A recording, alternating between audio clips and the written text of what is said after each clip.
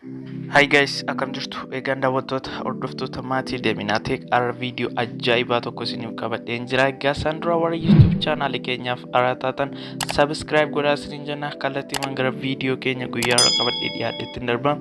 Innis egaatiin aappiin tokko eeyyama keessaniin al aappii tokko jalatti fayyadamee isa rakkisa yoo ta'e haala kamiin cufuu dandeessu isa jedhuudhaan egaa video kan amma dhumaatti nu faana bu'aa isiniin jenna.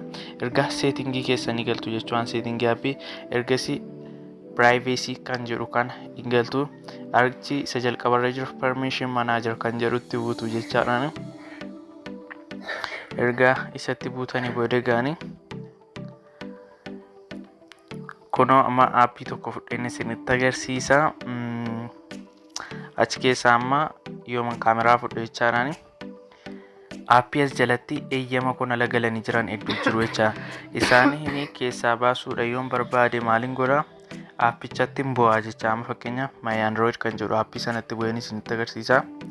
Isa kunoo maal ta'ee jira allow ta'ee jira jechaadha. Kana deenii godhaa jechuudha. Eeyyama keessaniin ala kan inni ta'ee jiru waan ta'eef deenii anyway godhaa jechaadhaani. Egaan deenii anyway ergaa gootanii akkasuma aappii hedduu irratti allow ta'ee jira. Aappii amma akkuma argitanii aappii hedduu jala jira jechaadhaan. Ergaa isa maal gootu deenii gootaniitu irra keessu kan allow ta'ee jiru jechaadhaan. Egaan aappii hedduu jala jiru aappii hunda isaa deemtanii cuftu jechaadhaan. Ilaa kun amma my androidin jalaa beeraa jechaadha. Haala kanaan aappii hunda isaanii kan eeyyama keessanii jala galanii jiran jalaa baasuudha ni dandeessu jechaadhaan.